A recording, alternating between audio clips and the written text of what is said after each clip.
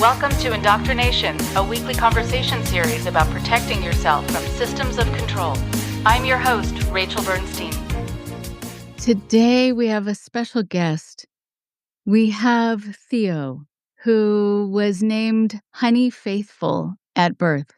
She was born and raised in the fundamentalist Christian community called Gloriavale. Some of you may have seen some shows and articles and other coverage about Gloriavale.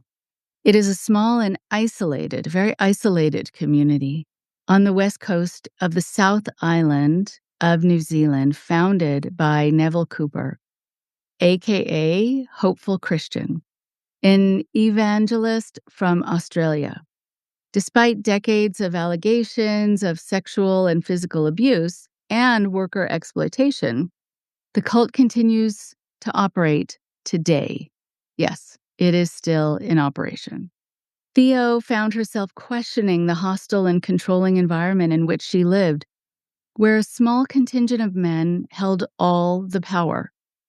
At 18, having been utterly sheltered from the outside world and with no knowledge of how society operated, she decided to leave the community and was dropped at a bus stop and left to fend for herself. This is her story. She says, 8 years on from leaving, I often find myself thinking back to the teenage girl in Gloriavale who looked around and wanted to scream for help so often. The young woman who longed to be heard without judgment and seen as the valuable female she was. None of those things were possible during her 18 years spent in the rural West Coast cult. In her book Unveiled, Theo talks about how women and girls face oppression and abuse on a daily basis there. Babies are often sent to daycare from the age of 4 weeks. 4 weeks. Their mothers are allowed to return to the daycare to feed their babies, but are expected to go straight back to work. As the main purpose of women at Gloriavale is to have as many children as possible, women with medical problems are told they have to continue having children, even if it means that either the mother or the child will not make it. Theo is now a qualified occupational therapist who owns her own home and is engaged to be married and is telling her story to unveil the secrets of the community and empower other survivors to break free of the cycle of abuse. Her story was explored in the recently aired TVNZ documentary Escaping Utopia, in which she traveled to India to meet her sister Precious, who resides in a Gloriavale community there. Theo says, I want everyone in Gloriavale, even the people in my mother's generation, to realize that their life can be so much more than that place. Sometimes when people see or hear our names, they put us in a box. By doing this, they make it even harder for us to leave Gloriavale behind. While living inside Gloriavale, she says, we didn't have a voice. Now we're on the outside. There's a group of us who have banded together, and we're showing the leaders the power that is held in the voices of women, and we will not be silenced. Fantastic. Here's Theo now.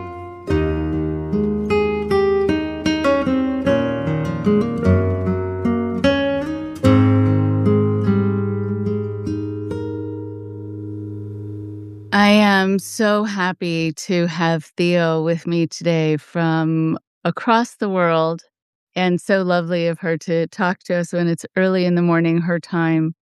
We're going to be able to talk about a group in more detail that really needs to be talked about. Also, the healing process of coming out of an organization like that. This is an organization that some people might have heard about, but I really love to be able to talk to people who have had a real experience with something, who can talk about it on a visceral level. Like, this is not only what happened there, but this is what it feels like to be there and to have to extract yourself from being there. So I would love for you to take a few moments to introduce yourself, who you are, and also what you're doing now. And then we'll go back and start with telling your story. Thanks for having me, Rachel. I think it's a privilege to be and be able to talk about and to be on a platform that holds space for survivors of cults. My name's Theo. I'm based in Auckland in New Zealand. I have now been out of Gloriavale for nearly 10 years, which is a cult in the South Island of New Zealand. So I've been in Auckland ever since I left, and I now work as an occupational therapist with youth through the hospital system in Auckland. Glad to be here and continue my story and talking about my story and my experiences of growing up in cult in New Zealand and just the journey since then. If people want to check out documentaries about Gloriavale, please do. It's not an easy story. It can be very disturbing and emotional. And I think sometimes what happens is when people have been in that group themselves, when they see how the world responds to what the experience was like there, it almost gives greater perspective, like, oh, this was really wrong. Or no wonder I'm having these after effects or these nightmares or these fears because of the intensity of the experience and how much there was abuse and neglect, emotional and otherwise.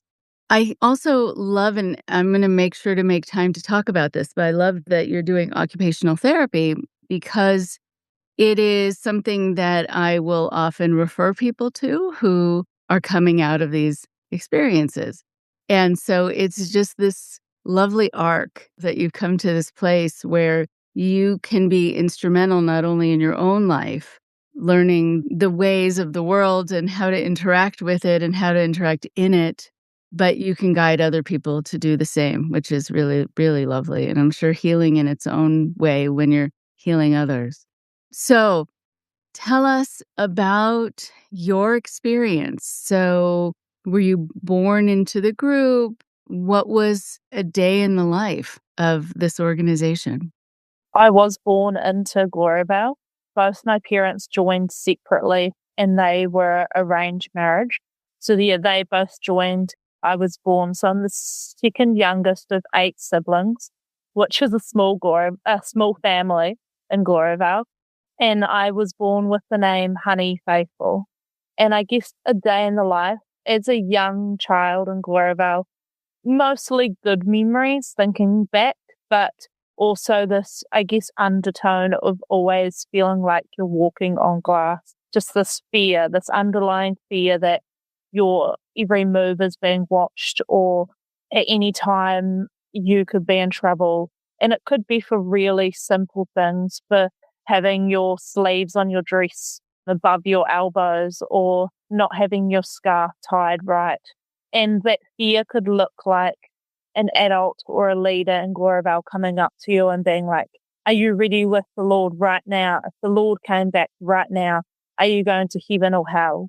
So although we were living in a beautiful environment in terms of on a farm and a beautiful setting, it always came back to this fear of what were you doing and how were you behaving? And as you got older, so we went to school at about 5 years old, and from the age of 5 you start wearing a head covering, and from birth you wear the blue sort of dresses that they all wear. You start going to school, which is inside of Gloriavale, so they have their own school, and all your meals are together, the breakfast and dinner are the meals together, and then lunch you have as sort of part of your school. And then after school, you're rostered on teams from the age of 5, as girls you are. So there's 4 different teams that cover 4 different areas, I guess, of life. So like washing and cooking and cleaning, that sort of thing. So you're rostered on a team from the age of 5. And so you sort of always have all your time sort of booked out. And yeah, I guess every part of your life in Gloriavale was always like you had to be somewhere. There wasn't really that time where you, I don't know, there wasn't that thing where you sit down and have a cup of tea with someone or have a chat. There wasn't that space to have a close friend or have people around you that you trusted in that way. So I guess growing up, I always felt like you never knew who you could trust or who you could fully be yourself around, because there just wasn't that space, or that you weren't allowed, and people were always watching you. So I guess day-to-day life was very busy and on the go. It's incredible. Yeah, so just to jump in for a moment, and then I want you certainly to be able to continue talking about the experience. You bring up something so important about how oftentimes groups like this like to portray themselves a certain way, and their setting will sometimes betray what's happening, the feeling there, the actual life experiences there. Because if people are seeing a mountainous region, beautiful trees or grassy fields, and people frolicking or seeming happy, then it seems like this beautiful communal space in nature. But what they're not getting is the nature of the experience. And so if you are constantly watching to make sure that you're doing everything just right, and I'm sure there were a lot of rules, then you're not necessarily able to stop and smell the roses. You're running to go take care of what you need to take care of, and you need to be there on time. And your mind is going to be somewhere very far away or internal, or looking behind you to see who's watching. And I just think about, just as you're talking about no time to rest and having these watchful, critical eyes, and also that God somehow cares about the length of your sleeves, then you can't rest your system. You can't actually just let your heart rate go down and have moments where you can smile and laugh and have joy, like children are supposed to be able to, and even adults are supposed to be able to. I really want people to hear that experience, that emotional experience, but the physiological experience of that, the intensity of that. And on top of it, not knowing who you can trust. So you don't have this partner, that you don't have a confidant. And that's very lonely. So again, you can be in a whole group of people in a large family, but feel alone. I'm so glad that you've already touched on these parts of it that are really, really important. So tell me what your roles were and the things that you did and the teams you were on typically. So typically, as I got older, so it's like a rostered team sort of thing. So you flip between cooking and the cleaning and the washing. But outside of that, we also had things like we sewed all our own clothes. So every year you would be a sewing team made up. So each year they would do a run like dresses or trousers and shirts or all those sort of things. So outside of the teamwork, you'd also be rusted on sewing the clothes with a team of people. And then something that I did when I left school was I made the butter about 3 times a week for the community. So it's a dairy farm where Gloriavale is. And so we turned all the cream into like butter, and I'd make all the ice cream for the community. And then as I got a bit older, I made the cheese for the community. So that was outside of my teamwork. So I would have to get up early to do that work. And then once that was sort of partly done, I'd go back to my teamwork. And then at about 6 o'clock at night, I'd go back to doing that work as well. And so I did the cheese making right up until the time that I left at 18. But that was always alongside being on a team. So either being on washing for the day, so we washed everyone's clothes, or cooking for everyone that day, or the cleaning, that sort of rotation. Wow, my goodness. And I think if anyone has done butter churning or has witnessed it, it is labor-intensive work. Making things like that, and cheese and otherwise, even ice cream, it can be exhausting. Farm work in general is really exhausting. But when you're talking about teams, I'm guessing that they were gendered, that these were the things that the girls did or that the women did. Is that correct? Yeah, so it was like teams of women. So it was just the women on these teams. The men did other jobs, like farm jobs, and that the jobs were very gender specific. Mm. Okay. We couldn't help milk the cows and vice versa. Like, they didn't really help with cooking or anything. The only thing men sort of helped with in the kitchen part of it was that the men helped do the dishes after dinner at night. Apart from that, they weren't really in the kitchen. Okay. Then I also wonder about life there, how it was. Did you need to sit through lectures, through sermons? I mean, you hear lots of stories of children at even very young ages needing to sit still really quietly and listen, which is really an impossibility unless they're under threat or fear. How was it there? Yes, mostly at breakfast times, which were normally around 7:30, 8 o'clock. They could last for about an hour and a half, and that was where the leaders took turn at preaching different topics. So they would go for a long, long time. That was the start of the day, was always a big sermon lecture sort of thing. And then Sunday meetings were also, they could go for up to 6 hours, and they tended to be from 5:30 in the evening, and they could last up to about 9 o'clock at night. And then often we would finish the meeting and go straight to dinner at 9 o'clock, and it would be another sermon. So it was always, any time that everyone was together, it was a chance for the leaders to, I guess, do a sermon or preach. And it could just be about the way of life, or like things they've noticed people aren't doing. On top of that, in the hostel, so we all live in hostels where there's about 100 people on each floor, and you just have your own little family room. And the hostels would have Bible times at night.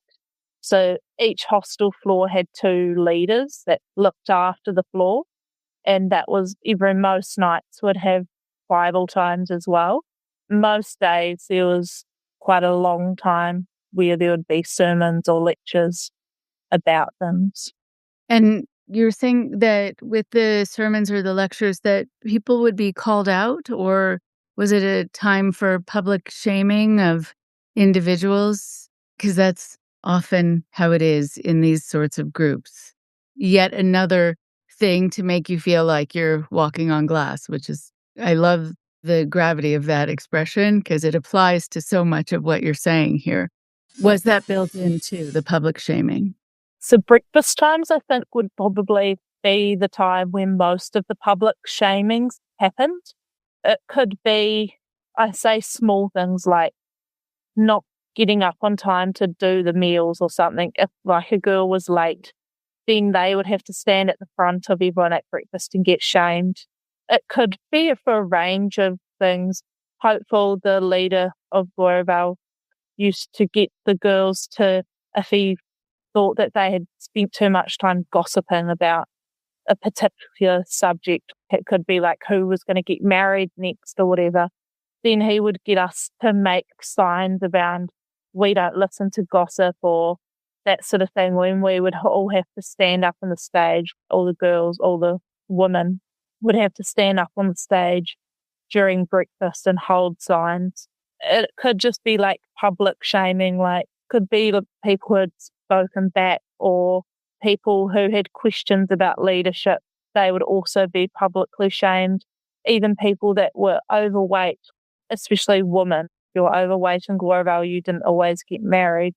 So overweight women would have to exercise in front of everyone at breakfast. It could be for so many things.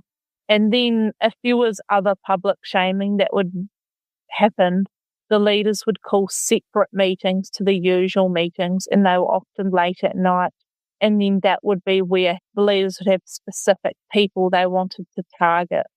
It might be like, for example, if someone's family, like if there was a sibling in that family that decided to leave, then that family might be publicly shamed in that meeting, and they would get people to stand up and talk bad things about the person who had left.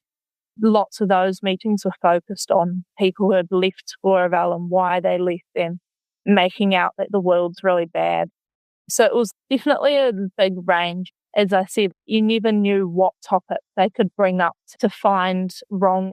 Incredible. There's so much to what you're just talking about that I see in my practice too. Like there are times when the support groups that I run about 4 different support groups along with seeing clients, and they're online, which is helpful because when they were here in my office, it was lovely, we could see each other, but if someone arrived late, they would be panicked.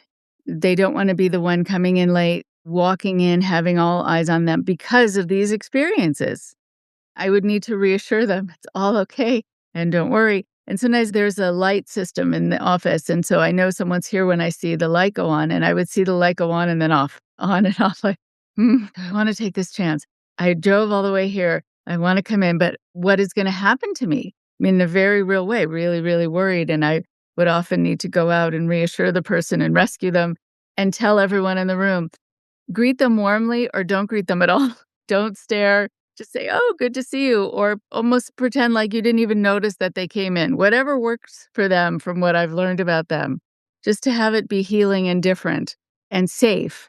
Because in these moments, I mean, there's so much harm that's done. And I'm thinking also of people being overweight. If people are worried or mistreated or anxious, sometimes they'll eat to satiate that, to make themselves feel better, and then they're shamed for being overweight, or they're just different body types. Or sometimes people will be eating the same thing, but their growth will slow as it does sometimes.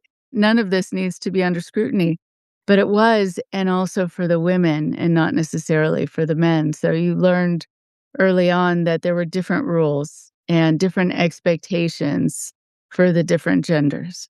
My goodness. It's also important to note that we also, as people that weren't married, so from the age of 12, Hopeful, the main leader of Gloriavale, used to hold meetings probably about once a week for the single people. So the girls would all meet and it would be teaching them how to prepare them for marriage, how to walk, just real things. So from a very young age, women were always, and girls were always the ones that had the pressure on them. If anything happened with men or anything like that, it was always the woman or the girl's fault. And these meetings were always around targeting how women behaved and how to be submissive, everything about how to prepare yourself for marriage or to make a man happy. So those meetings also went on. My goodness. In terms of girls getting married, when was that supposed to happen? At what ages? It could happen from the age of 18 up, just really depended. In Gloriavale, there was a lack of men. A lot of men or guys left Gloriavale more than women. So there was often a shortage.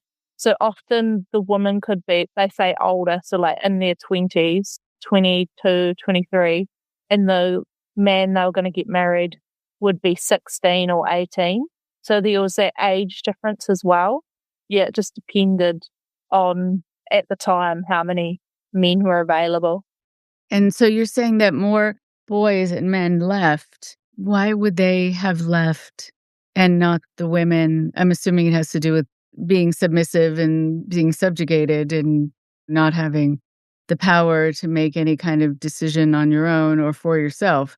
I'm wondering from your perspective what that was about. I think for men and for guys, they had probably more exposure to the outside world, like working on the farms or just knowing they could leave. For girls and women, the main gate to get out of Gloriavale is about around 5 kilometres from where the main property is, and girls and women couldn't actually walk past maybe the 2 kilometre mark of that point. So just the access to even get out for women was huge. And then I guess for women, like guys learnt how to drive, they learnt skills, so they did courses to be able to, I guess, skills to allow them to survive once they left. Whereas women, you didn't learn how to drive, you didn't know, I guess, sort of more basic things like money handling or those sort of things. It just sort of didn't seem like an option. That would probably be the main thing. Yeah, not knowing it's an option and then not having the life skills. And I'm thinking about your chosen career also, why that's so important, which we will for sure get to. So I'm wondering what else you'd like to tell us about your experience before we talk about you actually leaving at age 18? In terms of my experience in Gloriavale, a lot of what I learned from a young age was that always come back to that women and girls were treated so differently, and that the emphasis was always on them. And I guess for me, some of that came through from watching my mother be treated so badly by my father from such a young age, and seeing her want help, my mum want help, and never getting it, and her always be blamed for everything that happened. So knowing that the leaders were there and they were supposed to be there to look after her, but I saw through my mum that that never happened. And I guess always overhearing conversations around leaders telling my mum, it's all your fault that this has happened. It's you don't have a faith in God, you're not submitted to your husband. When actually my father was so mentally unwell. And as a child, often waking up and for a few weeks at a time, my father wouldn't actually be in Gloriavale, not knowing where he was. That was how mentally unwell he was. And I guess that also brought to like the stigma of mental health, and that it was coming home at night and finding a whole lot of the leaders in our room casting out devils from my father. And I guess just even though in Gloriavale you're all together as a wider community, each family's experience of Gloriavale is so different. Even though you're supposed to be one big happy family, it really depended on one, who you were related to. If you were related to a leader, where in the hierarchy system you were placed. My family was quite low in the hierarchy system. And then I guess just how your parents were and how hopeful thought of you as a family really impacted your whole experience of Gloriavale. And to get Hopeful, the main leader, to really like you, you had to go and do things that you probably wouldn't normally have done. You always were trying to get him to like you. And so I often found myself as a young person in this family where my older siblings were always trying to get Hopeful's approval so that they could be liked within Gloriavale. You just sort of were there and you're like, I'm part of this family, but I don't feel like I belong in this family, because if I have questions, my siblings would go straight to the leaders and tell on me. And then I had this mum who was always afraid of her children getting in trouble because she also wanted them to have a better life than her. So it was just the whole cycle of being in this family that was always trying to prove themselves. And then on top of that, a father that was completely mentally unwell and you just never felt safe around. Guess that's just a bit of background of you can be in this whole community, but also feel, as you pointed on, in this really isolated place. Yeah. Oh my goodness. Okay. Woo. So I want to absolutely talk about your mom and honor her experience here too. I'm sure it was quite awful. But first, what do you understand about your father, to whatever degree you feel comfortable talking about it, and about a diagnosis now that you know about mental health? What is a more accurate way to see him having nothing to do with demons? I would say he probably sits in the bipolar schizophrenia sort of, leaving his whole family, like his siblings as well, have all got a history of bipolar and schizophrenia. And meeting people who knew my father prior to Gloriavale say that he always had that sort of struggle in his life. Right. And in these groups, you're not supposed to go for therapy. You're not supposed to take medication. You don't even know what it's called, what it is that you have. It is very isolating, because once you find out that you have a certain diagnosis, then you can connect with a community of people who have that and who struggle with it, or go to a support group, or go to a counselor who specializes in that. But it's a very lonely thing in and of itself to be in the experience that you've described just in Gloriavale, period. But then to be struggling with an imbalance, an internal imbalance, and chemical releases that you just don't understand. And for as much as you know your father was mean to your mom. I also feel for him and the care he did not receive. Really, it's doing a disservice all around. Then to talk about your mom, so it sounds like she was superhuman. Somehow she needed to be able to withstand the pressure on her, the criticism, already the exaggerated attention just for being a woman there, but then dealing with a husband who was not well, needing to worry that her children were going to be an extension of her and her reputation. I don't know how she slept at night or even if she slept at night. This seems like an inordinate amount of pressure. Yeah, especially for her. She still had her day job. She worked in the daycare centre that Gloriavale ran as well. And we would have been old. I think I was about 10 when she was chosen to study. So she also had to study full-time online and work full-time, then come home to my father and raise us all. So there was also just so much going on for her that she just, I think, didn't really get much time to actually realize what was happening, but still had the pressure of the leaders that she still wasn't doing a good enough job and still wasn't submitted to my father. And there was occasions where my father was put out because it got so bad. Putting out was like being sent to another part of the community to live. But my mother still had to prepare his meals and still had to write letters to him saying like how she was going to change when he came back to live with us. Yeah, there wasn't really ever change. How she was going to change, as though that would make any difference in his mental health. Absolutely unrelated. I mean, it just shows this absolute lack of knowledge, lack of sophistication, how to address any of this and how to see it, but that the pressure was put on her. Just to get into that for a moment, how was she supposed to change? What was the expectation that was placed on her that she was somehow supposed to be different in some way in order to make things better or in order to make him better? I think pretty much just doing whatever my father asked her. But those requests were often, like my father's requests were often unachievable.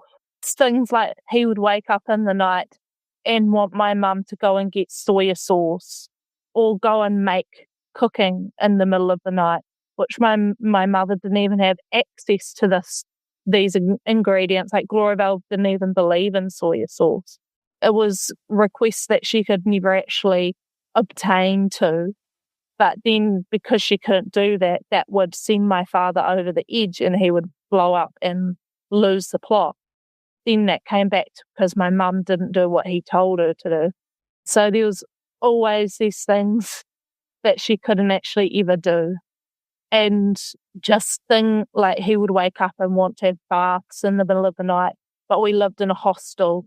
And it was just crazy, like tasks that she was never able to fully do. So then in reality, she would never be able to fully do what he wanted either. And my father would control her by anything that my mum got joy from in her life, he would destroy. So if she had like a house plant, he would cut it all up.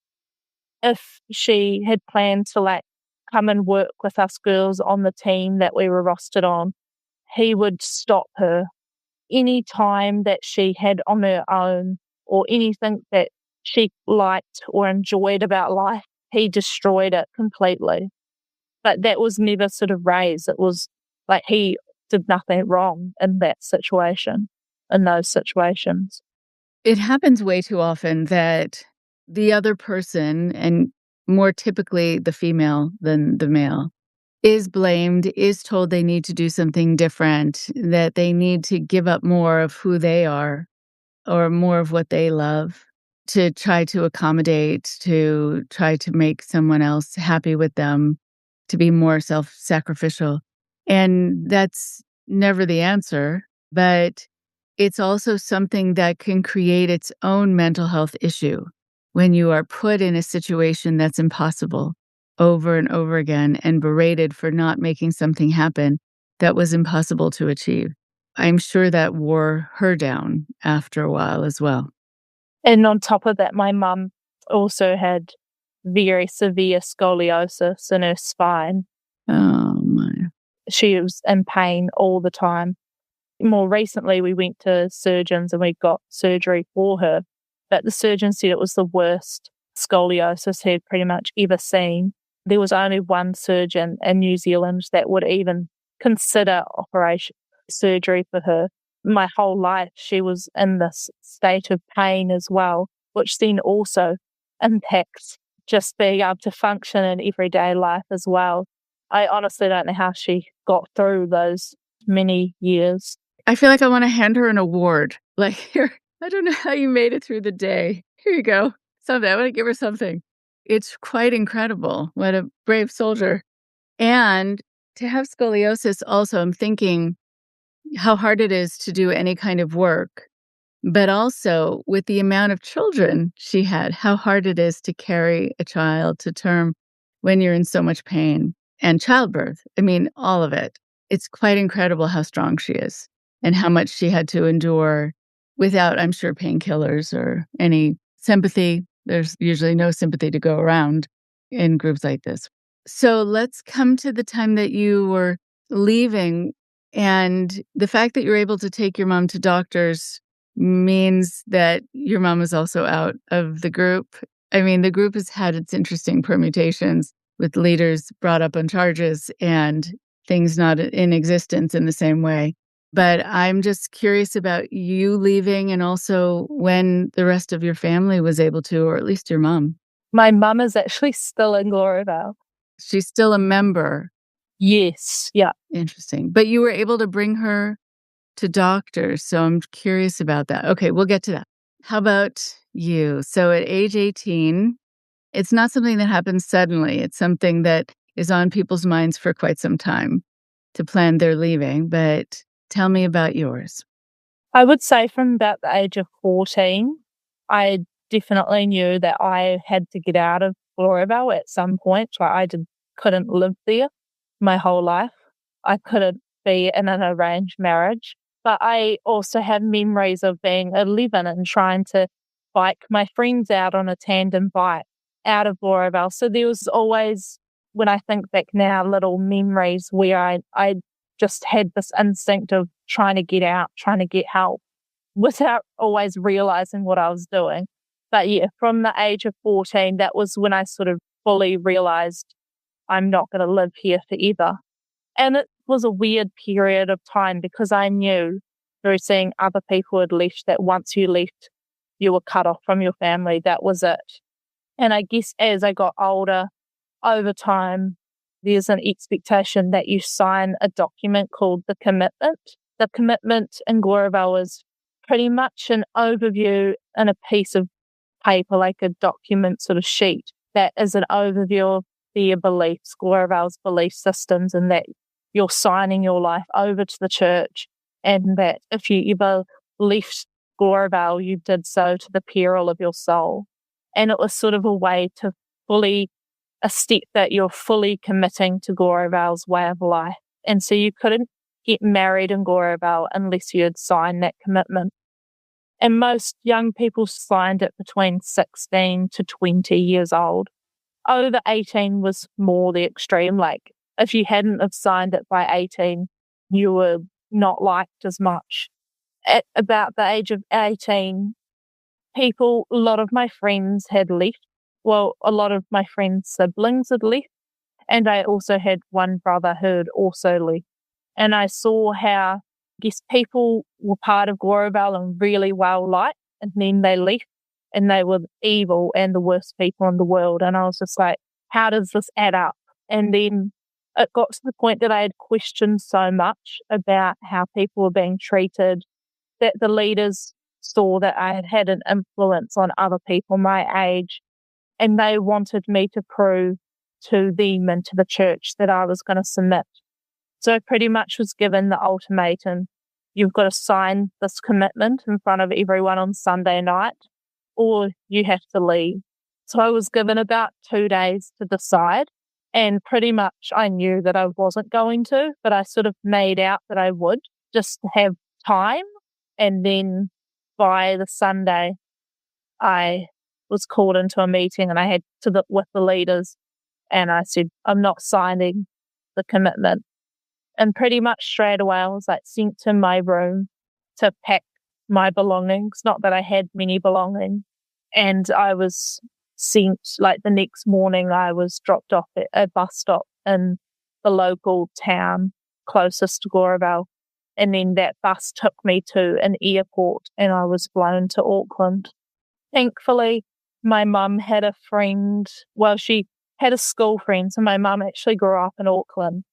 One of the very old school friends who my mum had somehow gotten hold of said that she would pick me up from the airport.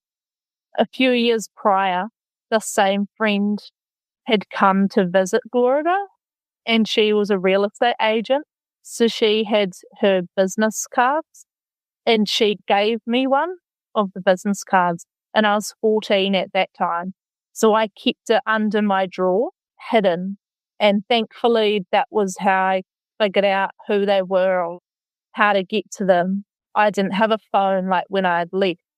So I didn't really have any way of contacting them or anything like that. I was given, I think, just over $200. Yeah, sent on this journey to Auckland. And that was, I guess, my journey to the outside. Incredible. Absolutely incredible. And yes, how lucky, how wonderful that you had this person to contact. It is vitally important. I mean, I can't imagine you being dropped off there in the world outside without anyone to help you, which is, I know what happens with a number of people who are just taken off, like polygamous compounds, dropped off somewhere. They don't fare well without support. Wow. It's very lucky. I'm sure you have a lot of gratitude for this person, and how moving that you held on to this card for 4 years, hidden under a drawer, in the hope also that the number was still working. And, there are a lot of what ifs, right? And it worked out. Incredible. But I know that that's just also the beginning of the next part of your story. Tell me about that, if you can remember even just your first few days or first few weeks outside of this group. What was it like? Yeah, it was quite a bizarre. I mean, thinking the first year out of Gloriavale feels like a blur in that way because everything was so new. I remember the first night being outside of Gloriavale. We went to the supermarket, which I think I'd been into a supermarket maybe once before. Just so happened I pretty much went to one of the biggest supermarkets in New Zealand on my first night out of Gloriavale. Looking around thinking like, oh, I can choose my food. I can choose what I eat. And I think at the time it was almost Easter. And I was like, what is Easter? Like, what are these bunnies? What is all this stuff? I guess once I got living in a house that wasn't a room that I shared with all my family, was also like a new experience, waking up and having my own bed and being in my own room and learning, like finally feeling like I had my own privacy for the first time in my life. It was all those sort of things. As the days went on and the weeks went on, I guess I had this feeling of like feeling lazy. I wasn't waking up at 4:30 in the morning to start cooking or making cheese. I was just there and I didn't have all these people to cook for or clean for. I could actually sit in my own thoughts and actually start to process what I just lived through in my first 18 years of life. I guess I'm still processing that even 10 years later, but it was just a really crazy time in life where I didn't have to be on the go all the time and could actually sit in my own feelings and not feel like I was being watched for the first time in my life as well. Right. I'm guessing also that it took a lot of repetition for you to trust that things could be different. Like if you, even in your interaction with this person who was your go-between between your leaving and the rest of the world, this lovely person who was able to take you in and help you with this transition. I notice that people will test me to make sure, because of their experiences, that I'm not mad at them, that there isn't going to be punishment, that I've talked about this on the podcast, that sometimes when I go around, when people are in a support group that I'm running and there's a new person there, I like to take the time to have people introduce themselves, to orient themselves to a new person, and the new person understands who they're talking to and if you've had similar experiences. And I will now explain, I think, almost every time, if I call on you, it's not because I like you more or because you're more in favor or because you've won something. And if I call on you last, it's not because you've made me upset. I'm not mad. You didn't disappoint me. What something means and what it doesn't. Because everything had this meaning, I think, of a hierarchy and reward or punishment. And so you almost have to be reassured that people are fine. They're fine with what you're doing. And it's all okay. And you might not believe it because our brains want to protect us. So we, as you know, we collect the data from our histories to make sure that we stay safe in our future. So if something was a situation where we had to worry about getting punished, getting into trouble, we'll assume we need to still worry about that in order to keep ourselves safe. And to find out you don't, I'm sure it's very relieving, but you just might not believe it for a while. And the laziness also, the idea of it being called lazy as opposed to you're just sitting, you're just thinking, and all those things are okay. Yeah. I often would find myself, I would just say yes to everything they offered me, like food or whatever it was. Do you want to go do this, or do you like this thing? Because I didn't really know what I liked or disliked, what colors I liked, or what my favorite thing, like what my favorite food was. There wasn't really that established in my life. I guess it was a good way because I said yes to everything, but also I didn't really know that I could say no, because if I said no, I might get in trouble. The other thing was just feeling comfortable to sit next to a male that wasn't related to me or wasn't, so her husband, for example. It took me quite a few weeks to just sit down on a couch next to him to watch TV. I just stood up looking. So there was that whole perception of my experiences of males was that they only caused harm to women and they always had bad intentions. It took me a long time to build up that, yes, there are some males that obviously aren't safe, but it's not all of them. And then alongside that, there was also, I had this naivety about me that I didn't really know about the world as such.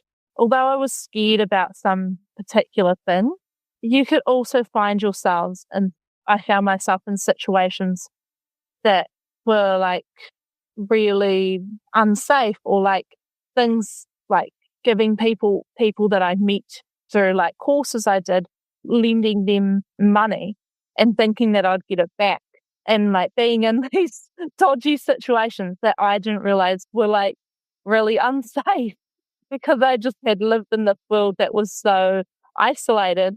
I was so naive about just everyday life in the world.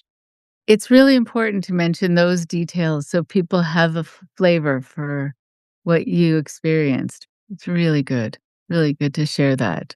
And also coming out of a place that was abusive.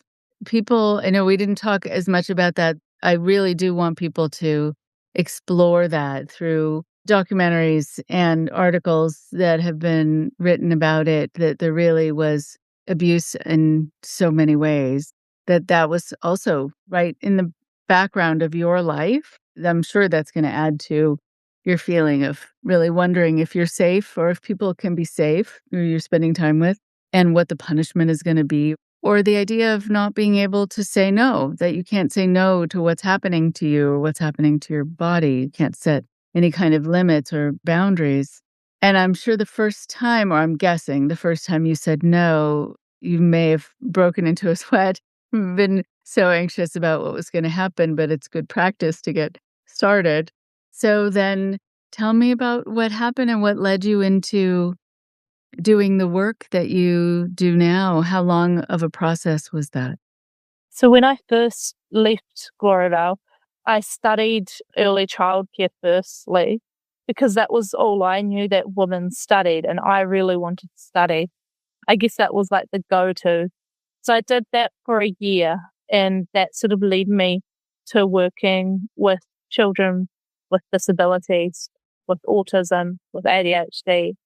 And that led me to working and teacher aiding at schools.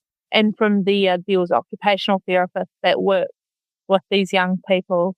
And I guess seeing, in some ways, I felt like I related to these young people, because in Gloriavale, well, coming into the world outside, I didn't really feel like I fit in. And I experienced and watched these young people be treated differently. For example, when they went to a playground and they were acting differently to neurotypical kids. Here I saw other families pull their kids away from playing with these kids, and I just felt like I can relate to that. And I guess that feeling that everyone has the right, every child has the right to access and experience the world just like anyone else. And so that was really what drove me to occupational therapy and learning about human rights, and that we have rights in every country. There's a thing called human rights. And I guess in some ways I realized that a lot of my life I didn't have my human rights met. And so getting into a job that enables people and humans to access life and things they love to do really drove my passion for the job I do now. That's so powerful, really beautiful, to make sure that people have the opportunities, the information they need, the tools to be able to have equal opportunities and to feel confident, to have strengths, to fit in if that's what their goal is, to be treated respectfully, to be able to contribute in society, all of it. It's really quite incredible. And if people are not as familiar with occupational therapy, it really is wonderful, wonderful, very practical therapy. I'm wondering, just as you were helping these children and are helping these children, as it is with most professions, and I've had it too, working with people who have been in controlled and controlling and manipulative experiences. And I remember being in a relationship that I've talked a little bit about on this podcast. It was sometimes when I was talking to clients and I started thinking, I should be listening to that too. And that was really helpful for me to internalize the messages of perspective and that you deserve better than being victimized in this way and controlled in this way. I was able to take in the message in a way that was strength for me. So what are some of the things that you provide for other people just by way of teaching them skills and tools that have been helpful for you to learn as well? I think a lot of it's come back to, what do I get meaning from? What is meaningful to me as a person? What brings me joy? What do I connect to, I guess, in terms of spirituality, that whole journey of being in a controlled religious environment to trying to go to churches on the outside, but realizing that that's not actually a safe environment for me, to then knowing, well, I can still find connection or meaning in doing these things. So I guess for me, helping other people find meaning or joy in doing what they do in their life, I also reflected to me, like, am I doing what I like? Am I doing things that I get are meaningful and I get connection from in my life? A lot of it was that, then coming back to, what am I just going through life doing things that I think I should do or that I think people want me to do? Or is it actually things that I actually want to do? I think that was probably one of the first things, the biggest things that I learned through studying and then from working with people. So interesting. And I'm wondering also, coming back to what you mentioned about helping your mom and taking her to the doctor. So now, what is your level of interaction with your family? And if there have been other people who have left who you've connected with, I'm curious just about your social realm and who you are connected with and who you get to interact with and how? So, Hopeful Christian, the main leader of Gloriavale, died in 2018. With that change, my mum finally got the courage to ask and know that she needed help with her back. And from there, I was out of Gloriavale at that point. I just kept ringing up and I kept pushing and negotiating that my mum, she needed to get help finally. And I guess realizing that if she had have gotten help at 16 when her scoliosis wasn't as bad as it was now, she would have had surgery then and things wouldn't have been the way they were. She joined Gloriavale at 17. So knowing that she didn't have the access to healthcare that most New Zealanders had access to, that was what drove me to keep pursuing and keep telling her, no, you deserve to have surgery or you deserve to get access and get your spine looked at finally. And thankfully, after about 5 years of those negotiations with Gloriavale and just ringing up, they finally agreed to pay for her surgery, which was a lot of money. So I think it must be nearly 2 years now, she got surgery in Auckland, which meant that she came up. She was still part of Gloriavale, but she came up to Auckland for the surgery and then stayed with me in her recovery. Oh, wow. Yeah. So that opened up, I guess, our relationship. Before that, I would have to ring Gloriavale. People in Gloriavale don't have phones. So to get hold of your family in Gloriavale, you would have to ring up the office and someone there would put you through, maybe. It was by accident if you got through, just depended on the day.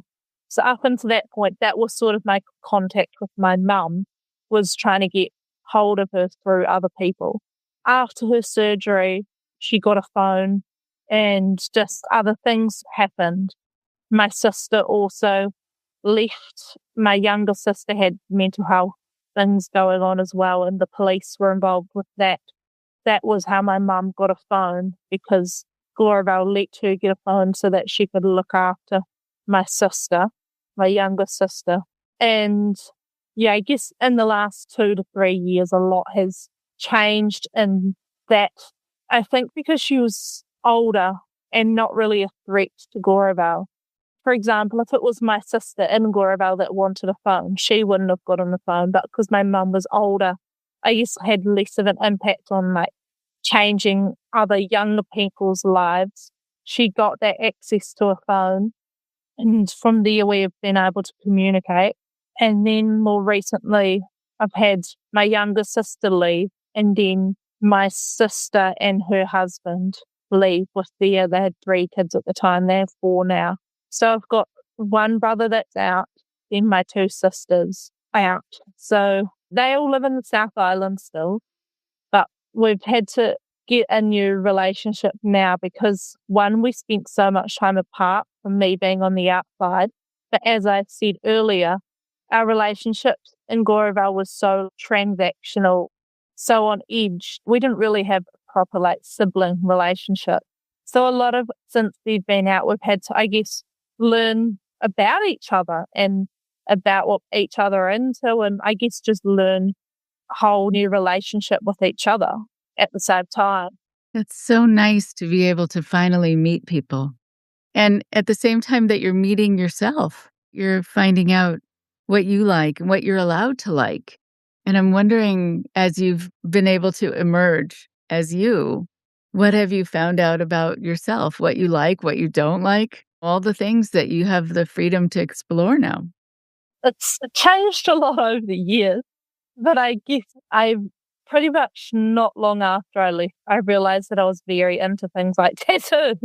So I have gone down and gotten quite a few tattoos, and then also travel, and traveling is a huge thing. For me, I love traveling, but also being part of nature. Recently, me and my partner, about 3 years ago now, it's gone so quickly, we bought a house and we're by the beach. So being in nature and being by the beach has also become a big part of my life and also my love for dogs. I love dogs. And pets in Gloriavale was not a thing. So yeah, finding things like that I really love has been awesome. It's incredible. Actually, I was recently talking to people in a support group that I run about how they were in their particular group. It's all from the same group.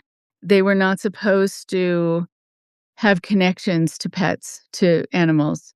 And now almost all of them, when I see them on Zoom, there's a cat walking on the keyboard or a dog barking or jumping into their lap. Now they get to have these connections and relationships that are so loving and lovely.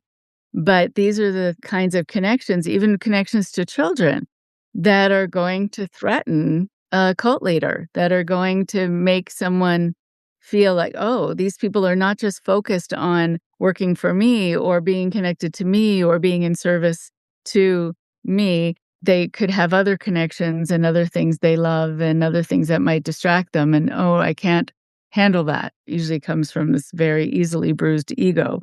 But I am so glad that you get to have a place by the beach and hear the ocean at night, which I'm sure is lovely, and be able to have a relationship with siblings and to have your mom stay with you while she's healing, convalescing. I'm sure that was really quite amazing, and that she got a taste of the world outside. And I'm hoping that that has stayed with her, that it can be okay to be living outside of that space. Do you think it left an impression?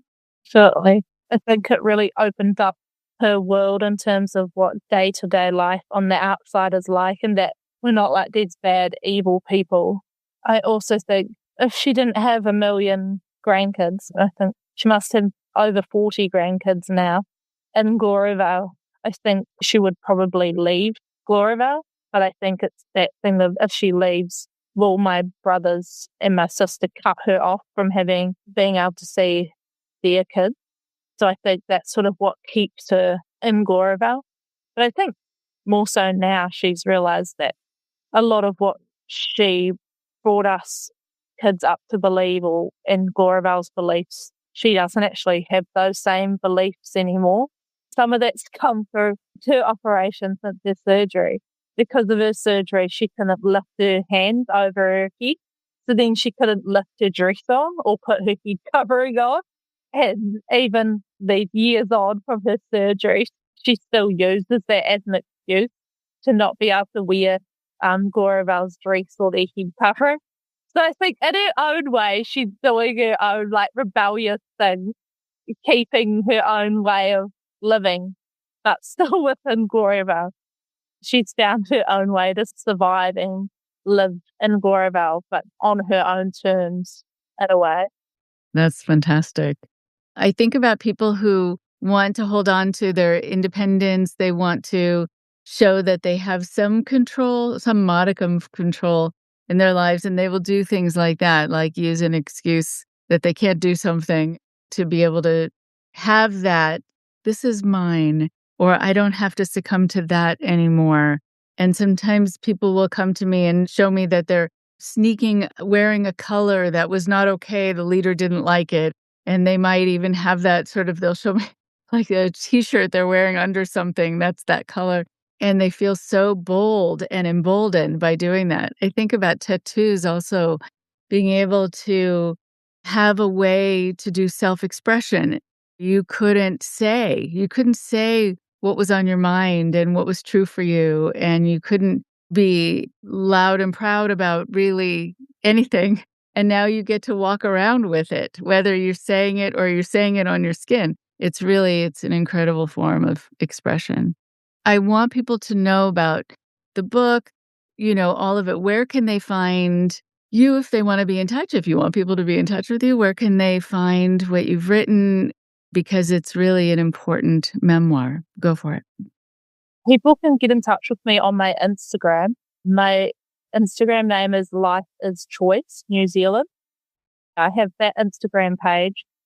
And also my book is available online. If you're in New Zealand, it's in most bookshops. Online, it's on Amazon and Kindle as well. So my book is called Unveiled. a story of surviving Gloriavale. I guess it's a bit of my journey of being in Gloriavale, and then a bit about my journey outside of Gloriavale. And then within my book, at the end of my book, I've captured some other women's stories and their experience, both women from Gloriavale and then also women outside of Gloriavale and their experiences of sexual abuse and also growing up in churches as well. Yeah, and I guess a bit of my page on Instagram is to continue, I guess, raising awareness for people and women that have experienced sexual and survived sexual abuse, but also just to continue the conversations that these cults and Gloriavale, for example, is still running and still continuing. And so these people still don't have full access to their basic human rights. In the documentary that I was in, and we're actually doing some more filming this year with some more episodes, highlights and has a bit of a story about another community, India, that Gloriavale has, and sort of unravels a story about these 5 women that were sent to India to get married, one of them being my sister. So it captures my friend Rosanna and I going to India to see my sister for the first time in 13 years. So yeah, the documentary is a 3-part documentary that highlights how Gloriavale started and then a few of our stories on our journeys within Gloriavale and then leaving Gloriavale. That is fantastic. So exciting for you that you get to be a part of that. I'm sure it's so powerful for you, for your soul. It's just so good and healing. And I'm so glad that these stories are being covered and really taken seriously and exposed. So I want to thank you so much for your time today, for opening up so much about your experience and your heart and your own personal strengths and moving on from this experience and all that you're involved in and that you've put down on paper for people to be able to learn to do great cult education and prevention. This is what to watch out for, which is invaluable. Thank you so much, Theo. I really appreciate it. Thank you. Thank you for having me.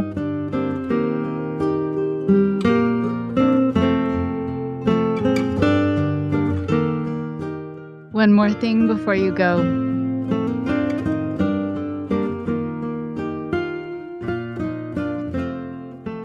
Thank you so much to Theo, which is short for Theophila, which is fantastic. What a fantastic name. It is so nice to meet someone so resilient, so strong, so open, and so kind. Hearing her tell her stories about her childhood, even though I'm sure there are many more stories to share, was really powerful. Also, hearing her talk about her interchanges with her mom and worries about her mom and trying to intervene as much as possible, even with the mom still being there, went right to my heart. It is really difficult when you have a situation where you want to protect yourself, but also when you want to protect your loved ones, when you want to protect people you really care about, and you feel like you can only do it up to a certain point. You can't quite do it all the way. It is something that really affects your conscience. It really weighs heavily on you. So I'm so glad to hear that she was able to intervene just a bit with her mom and her mom's back issues and pain. And I think about how much her mom and other people in this group have needed to endure and are still enduring. Really is quite unbelievable. And it's so wrong on so many levels that the leadership is not caring. Not caring. I was going to say not noticing, but really it's about not caring. So I think that what I was having trouble with when I was thinking about what to speak about now was that there were just so many points to come back to. The one, though, that I want to be able to talk about more is this idea of feeling like you are walking on glass, that you have to be cautious with every step.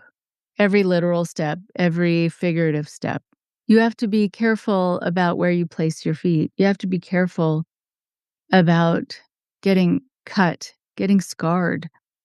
You also have to be careful because you have to tend to yourself. So if you're walking on glass and you get injured, even figurative glass, and you get emotionally injured, you're on your own to fix it, to mend it, to heal from it. You could be emotionally bleeding, and who would take care of you? You're still needing to get up at the crack of dawn and make things for the group and not complain.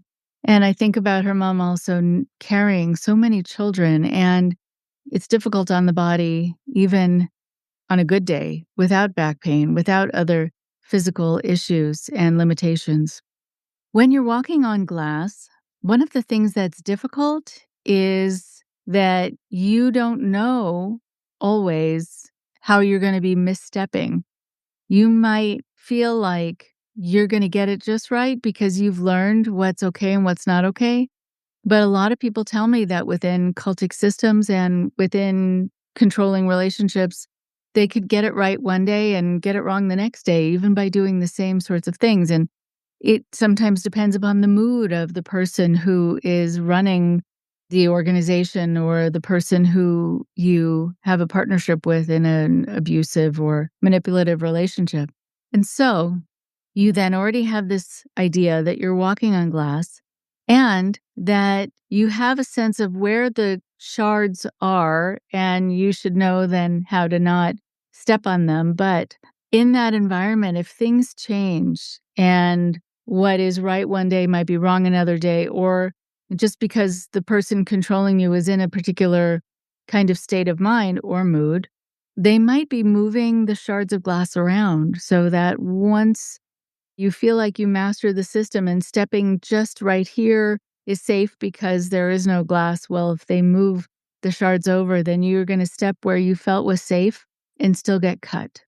What that does to the system is that it makes you hypervigilant, and it makes you never be able to fully relax because you don't know what's going to cause you to get injured.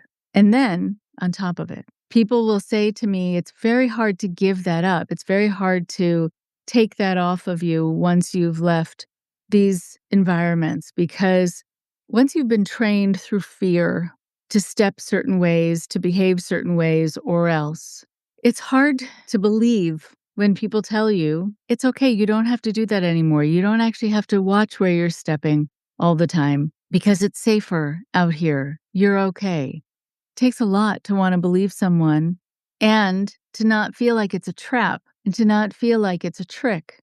We keep that information for a lot longer than sometimes we need to. We keep this embedded sense that we have to be careful at every turn, at every step. But do we? Do we actually have to be that careful all the time? There is something really important to note, that we have been known in our lives to hold on to this information way past the point of needing it just because it is a safeguard. And so no matter how much someone assures you, you might feel like you need to hold on to this sense for longer because otherwise you're going to get hit broadside. You're going to be considered vulnerable. You're going to be letting your guard down. You're going to be naively moving through the world thinking that it's safe. And you've learned that danger can be around every corner, or that you're someone who doesn't operate with integrity in the world. And you're someone who might not, through the effort of someone else's gaslighting you, you're someone who can't be trusted in the world. You're someone who doesn't have a good memory for what's dangerous and what's not dangerous, and that somehow you need to follow this code to the thing that you knew before kept you safer, and you have to hold on to it now. It is actually possible over time to start to lower that armor, to start to operate a little more freely. Sometimes you don't even realize that you've let it go until, as people tell me, they'll get through a couple hours of the day and suddenly remember that they're supposed to be nervous about something. They realize they gave themselves a couple hours of a respite that morning, and how nice. And maybe they're healing, and maybe they're learning to trust. Maybe they're learning to trust the world, or they're learning to trust themselves within it.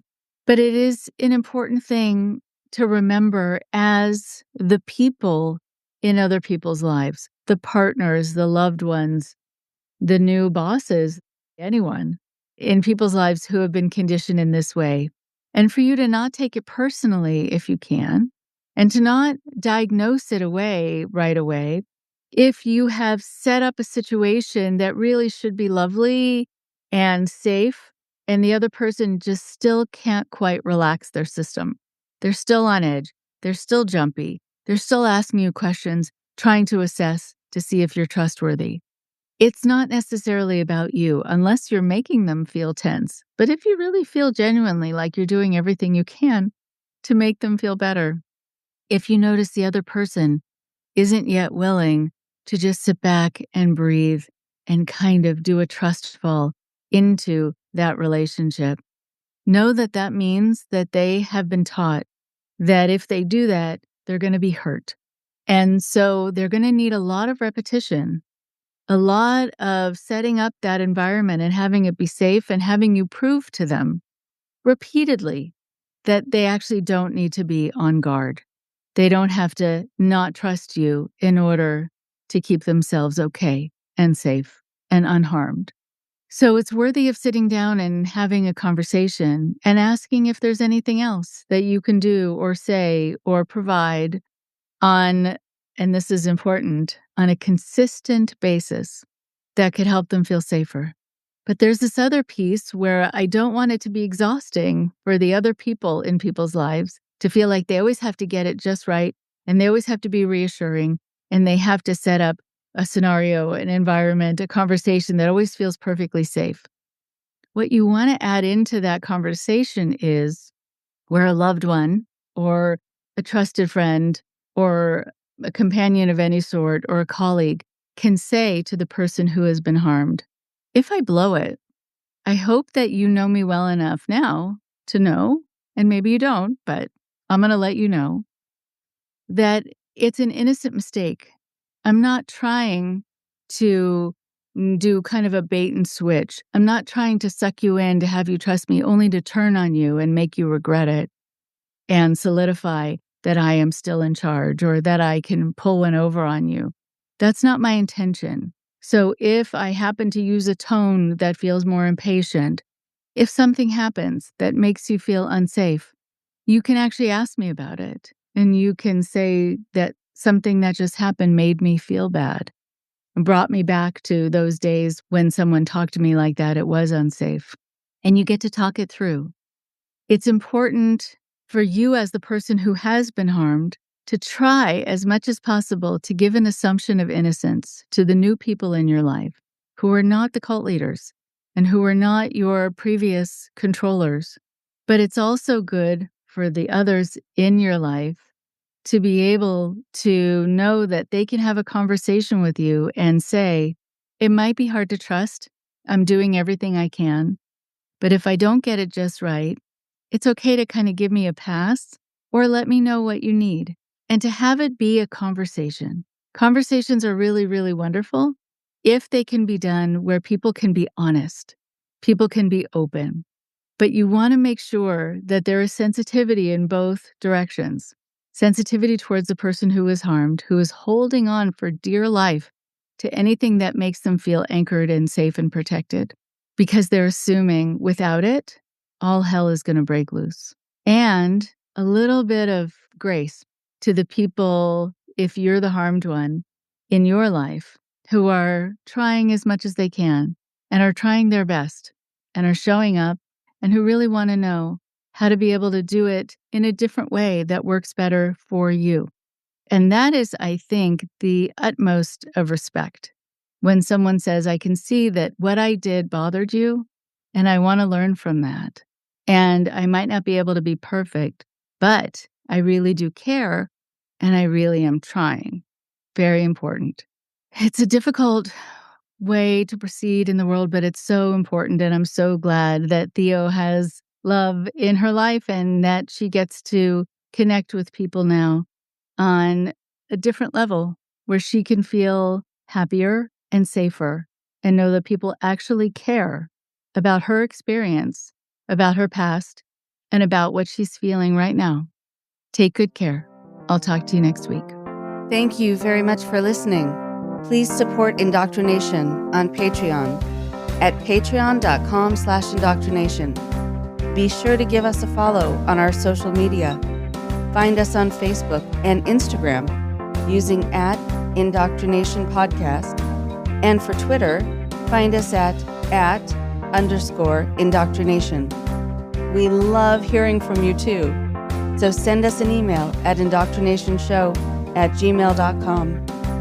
And for more updates on the show, visit our website at www.podpage.com/indoctrination.